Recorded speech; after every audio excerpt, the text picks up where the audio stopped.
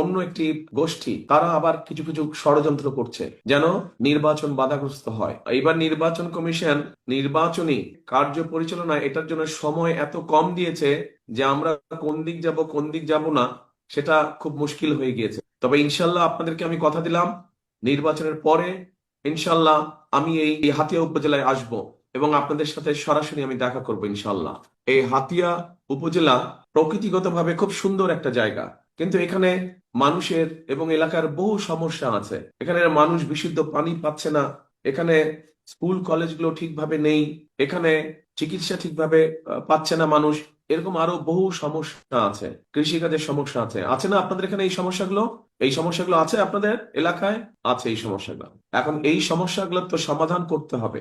এই সমস্যার সমাধান করতে হলে সত্যিকার ভাবে একজন এমন মানুষ দরকার যে আপনাদের জন্য কাজ করবে, সত্যিকার ভাবে আপনাদের জন্য কাজ করবে। ইনশাআল্লাহ আপনারা শামীমকে যদি নির্বাচিত করেন, ধানের শীষকে নির্বাচিত করেন এবং বিএনপি ইনশাআল্লাহ 12 তারিখে সরকার গঠন করলে তো এলাকার উন্নয়নের পাশাপাশি মানুষেরও বহুবিধ সমস্যা আছে। এখানে মানুষের কর্মসংস্থানের সমস্যা আছে, তরুণদের যুবকদের কর্মসংস্থানের সমস্যা আছে, খেটে খাওয়া পরিবারগুলো, বিশেষ করে এখানে অনেক মা বোনেরা আছেন যারা বিভিন্ন সমস্যায় আছেন, অর্থনৈতিকভাবে যাদের সচ্ছলতা নেই বা সংকটে বা কষ্টে আছেন। ঠিক একইভাবে এখানে কৃষক ভাই যারা আছেন তাদের বিভিন্ন রকম সমস্যা আছে। এই কৃষক ভাইদের পাশে আমরা দাঁড়াতে চাই। এখানে মা বোনরা উপস্থিত আছেন, আপনারা সহ সারা হাতিয়া উপজেলায় দুস্থ খেটে খাওয়া মানুষ যারা আছে, গৃহিণী বা মা বোন যারা আছে, তাদের পাশে আমরা দাঁড়াতে চাই। এই জন্য আমরা কতগুলো পরিকল্পনা গ্রহণ করেছি।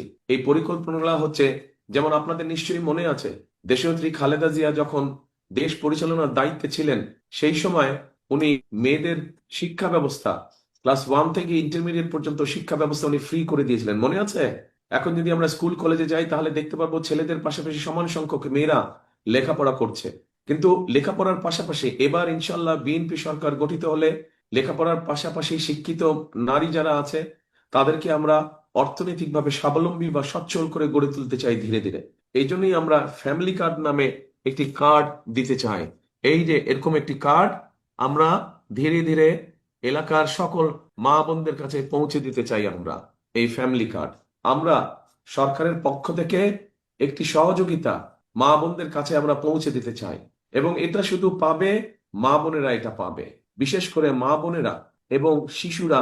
তাদের জন্য অনেক সময় কষ্ট হয়ে যায় হাসপাতালে গিয়ে চিকিৎসা নিতে, কারণ হয়তো মা বোন তার ভাই বা তার ছেলের সাথে যাবে বা স্বামীর সাথে যাবে, কিন্তু ছেলে বা ভাই ব্যস্ত থাকাতে যেতে পারছে না, ফলে কষ্ট পেতে হয় তাদেরকে অসুখ বিসুখের কারণে। আমরা সারা দেশে হেলথ কেয়ারার নিযুক্ত করতে চাই। হেলথ কেয়ারার নামে একটি কত কিছু মানুষকে আমরা ট্রেনিং দিতে চাই, এবং ট্রেনিং দেওয়ার ফলে যেটা হবে, তারা ঘরে ঘরে গিয়ে মা বোনদেরকে, শিশুদেরকে তারা ঘরে চিকিৎসা দিতে পারবে ছোটখাটো অসুখের। আমি আপনাদের কাছে মা বোনদের জন্য কি করব, চিকিৎসার জন্য কি করব, শিক্ষার জন্য কি করব, কৃষক ভাইদের জন্য কি করব, এগুলো যেমন সব আপনাদের সামনে তুলে ধরলাম। এখন হচ্ছে আরেক শ্রেণীর মানুষ আছে, যে এই মানুষগুলো আমাদের জন্ম থেকে মৃত্যু পর্যন্ত আমাদেরকে বিভিন্ন সময় আমাদের সাথে থাকে এবং বিভিন্ন সময় বিপদে আপদে তারা আমাদেরকে পরামর্শ দেয়। কারা তারা? তারা হচ্ছে আমাদের বিভিন্ন গ্রামে গঞ্জে বিভিন্ন মসজিদ, মাদ্রাসা আছে, খতিব সাহেব আছে, ইমাম ভাঙন। আপনাদের প্রধান সমস্যা হচ্ছে আপনাদের প্রধান নদী ভাঙন। জানি আমি, নদী ভাঙন। এই দেখেন, আপনি যেই দাবিগুলা বললেন, দেখেন আমি লিখে রেখেছি, এগুলা নিয়ে আমি কথা বলতাম। দেখেছেন, এগুলা আগেই আমার কাছে লেখা আছে। আমি জানি আপনাদের এলাকার কি কি সমস্যা। আমি জানি আপনাদের এলাকার ব্লক বাঁধ নির্মাণ করে নদী ভাঙন রোধ করা, টেকসই বেড়িবাঁধ নির্মাণ করা, ভূমিহীনদের জন্য খাস জমি বন্দোবস্ত করা, উপজেলা স্বাস্থ্য কমপ্লেক্সকে 150 শয্যায় উন্নীত করা, তারপরে জাহাজমারা ইউনিয়নকে নতুন উপজেলায় রূপান্তর করা। এগুলা সব আপনাদের যেগুলো এলাকাবাসীর দাবি, এগুলো সব আমি জানি, এগুলা সব আমরা লিখে রেখেছি। ইনশাল্লাহ সরকার গঠনে সক্ষম হলে, আমরা সরকার গঠন করলে বিএনপি ধীরে ধীরে একটার পর একটা আমরা এলাকার মানুষের সমস্যার ইনশাল্লাহ সমাধান করব।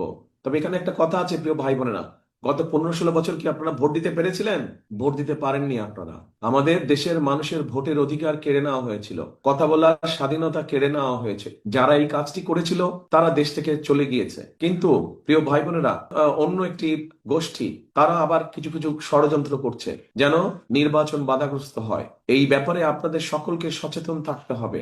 করব কাজ, গড়ব দেশ, সবার আগে Bangladesh. Stella featuring next level.